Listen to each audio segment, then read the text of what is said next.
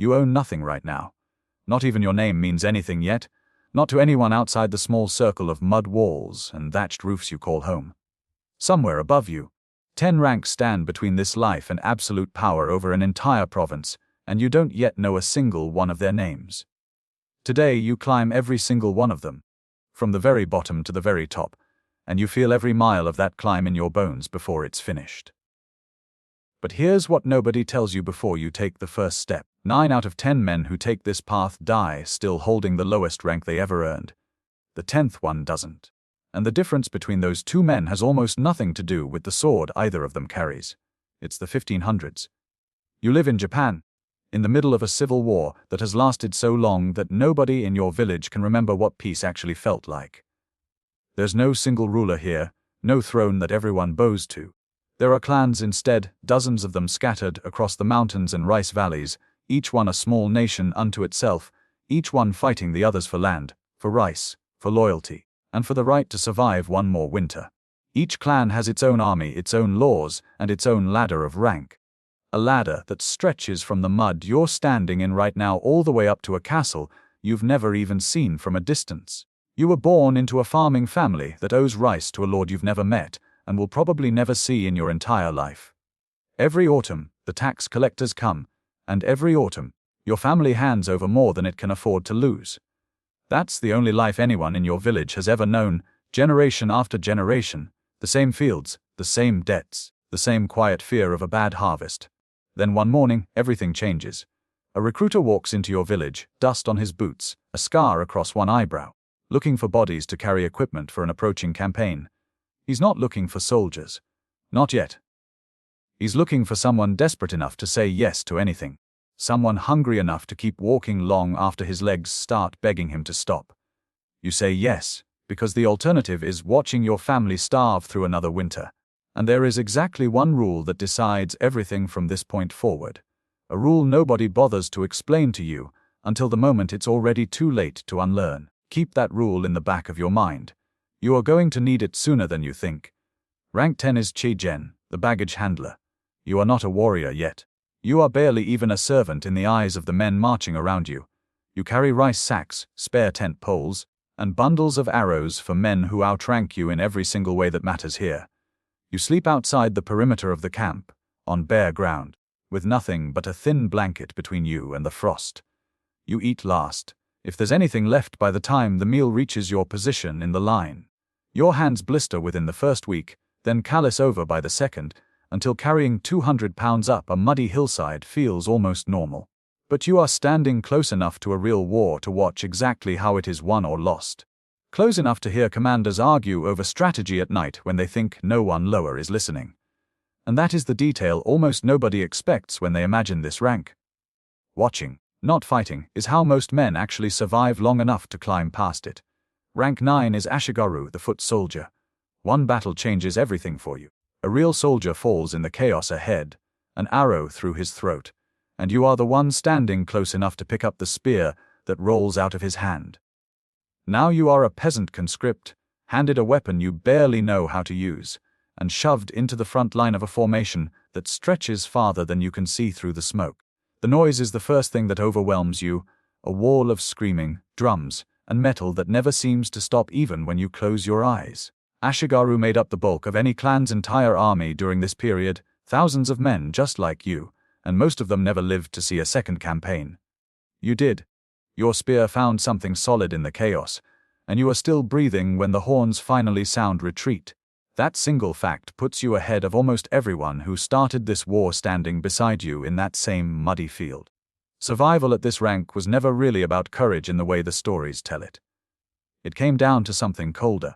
Which formation your commander chose to stand you in that particular morning, and whether you happened to be positioned on the side that broke through instead of the side that broke apart. Rank 8 is goshi, the rural samurai.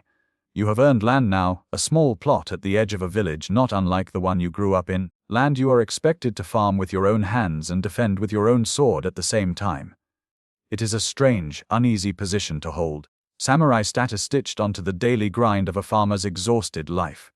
You outrank every peasant in the fields around you, and yet you still wake before dawn to work the same soil they do, your back aching the same way theirs does by midday. This is the rank where most of the men who make it this far quietly stop climbing altogether. They settle here. They marry, they raise children who will inherit this same modest plot, and they never look further up the ladder again, because the risk of climbing higher starts to feel heavier than the comfort of staying put. But one detail keeps pulling you forward, and it is smaller than you would ever expect it to be. The clan's chief retainer, a man you have never spoken to directly, has started remembering your name after a skirmish where you held your position when 3 other men broke and ran. That single fact is about to matter far more than anything else you have accomplished up to this point in your life. Rank 7 is Samurai Retainer. You are a full samurai now, a sword permanently fixed at your hip, sworn by formal oath to serve one lord and one lord only. You are fed and housed directly by the clan itself for the first time in your life, no longer scraping together your own meals from whatever the land provides. This is the rank where the real rules of this entire world stop being polite suggestions and start becoming absolute law. Loyalty is no longer a feeling you carry quietly in your chest. It is a binding contract, one that can cost you your own life the instant you break it, no matter how small or justified the reason seems to you in the moment. And there is exactly one accepted way to make that right if you ever do break it. A ritual so severe that most men who reach this rank spend the rest of their lives making absolutely certain they never need to use it. We are coming back to this. Do not let yourself forget it, because it will matter again before this story is finished. Rank 6 is Hatamoto, the bannerman. You are trusted enough now to fight directly beside the Lord's own battle standard, the tall silk flag bearing his family crest that marks his exact position on any battlefield. That trust comes with a brutal cost. Guarding the clan leader directly means standing in the single most dangerous position on the entire field, the position every enemy archer and spearman is specifically ordered to target first. Standing this close to power means standing this close to every single arrow aimed at ending it permanently. You feel the wind change before every charge now. You learn to read the tension in the Lord's shoulders before he even gives an order, and you understand, deep in your chest, that your entire purpose here is to die before he does if it comes to that. Half of the men who ever reach this rank never live to reach the next one. Not because they failed in their duty, because they succeeded in it, throwing themselves between a blade and someone else's life instead of protecting their own. That is 6 ranks down, and you have felt every single one of them in ways you never expected when you first said yes to that recruiter standing in the mud of your village. 4 ranks remain above you now, and the highest one belongs to fewer than 1 clan member in every 1,000 who ever begins this exact climb. What happens next is the part almost nobody survives long enough to witness for themselves. Rank 5 is a Momowari, the mounted guard. You have lived long enough now to earn a horse of your own, and in feudal Japan, that single fact separates you instantly from almost everyone you grew up beside in that small farming village. You now ride in the Lord's personal escort, close enough to receive his orders the moment they leave his mouth, before anyone standing further back even realizes a command has been given. This is the exact rank where that one rule from the very beginning of your journey finally, completely catches up to you. Do you remember it? Here it is laid bare. Loyalty gets tested constantly at this level, not through grand speeches or formal oaths, but through small, quiet moments where obedience and your own survival instincts pull violently in 2 opposite directions.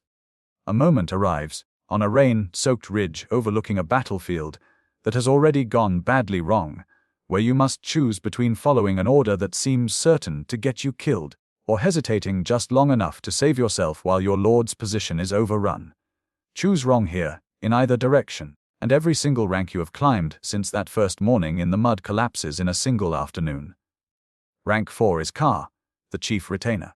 You have made it into the room where the real decisions of this entire clan actually get made, a low-lit chamber with maps spread across a wooden table. Far from the noise and blood of the battlefield you have spent years surviving, a Ka advises the Lord directly on matters of war and peace, manages the clan's finances down to the last measure of rice, and commands troops in the Lord's own name when the Lord himself cannot be present. Some Ka, historically, quietly became more powerful than the very lords they technically served, running entire provinces from behind a seat of power they never officially, publicly held. That single fact should change the way you see this entire ladder you have spent years climbing. Rank was never truly about the title stitched into the crest on your armor. It was always about who was actually making the decisions in the room after everyone else had been asked to leave and the door had been quietly closed. Rank 3 is Shugo, the provincial governor. You now govern land the size of a small country, acting entirely in the Lord's name and under his ultimate authority. Though the daily reality of ruling falls squarely onto your own shoulders. You collect taxes from villages that remind you, more than you would like to admit, of the one you grew up in. You command regional forces spread across dozens of towns. You enforce the clan's law across an entire province, settling disputes, punishing crimes, and deciding who lives comfortably and who starves through the coming winter. You answer to exactly one person now, the Lord himself, and everyone else in this province answers directly to you. This is precisely where ambition begins to turn dangerous, because Shugo, who grew too powerful, too beloved by the people under their protection, developed a well-documented historical habit of becoming rivals instead of remaining loyal retainers. Some of them stopped wanting merely to govern a province on someone else's behalf. Some of them started wanting the entire clan for themselves. Rank 2 is taishō, the general. You command entire armies now, and thousands of men move in unison across a battlefield because you, and only you, gave a single order. A taishō leads the clan's forces into every major engagement, answerable only to the daimyo himself, standing at the absolute peak of military authority beneath the throne. One decision made here in a matter of seconds, on an open field with rain lashing sideways and horses screaming in the chaos around you, can end an entire war outright. Or it can end a clan that took 3 full generations of careful marriages, quiet alliances, and hard-won battles to build from nothing. You are one single rank away now from owning everything you have bled for since you were the boy hauling crates behind a marching army, sleeping outside the camp perimeter, eating whatever scraps were left once everyone above you had already eaten their fill. Rank 1 is daimyo, the lord. You are the daimyo now. The province is yours, every rice field, every fortified town, every mountain pass that once seemed impossibly far above the boy who once carried firewood before dawn. The clan itself is yours to command, to protect, and ultimately to answer for in the eyes of history. Every single rank below you, the retainers, the mounted guards, the generals standing on distant hilltops, even the exhausted young man hauling supplies behind the army right now, all of them answer to you. But here is the part almost nobody standing at this rank truly wants to hear, and even fewer are willing to say out loud.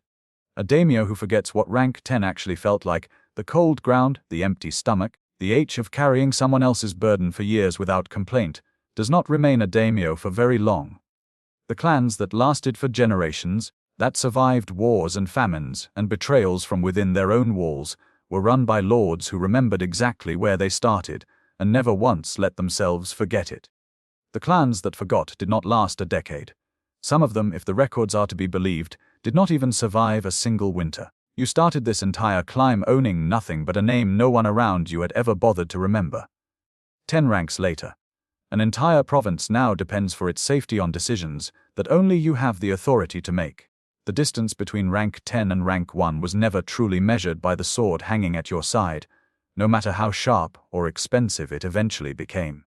It was measured instead by which decisions you managed to survive, and which loyalties you chose to keep even when keeping them cost you something you could never fully get back. That is the part the movies almost always leave out when they tell stories like this one. The ladder was brutal at every single step, but it was climbable, rank by rank, decision by decision, year after difficult year. And somewhere in every single generation of this long, exhausting civil war, a boy who once carried firewood barefoot at dawn ended up owning the very road he used to walk down as a child.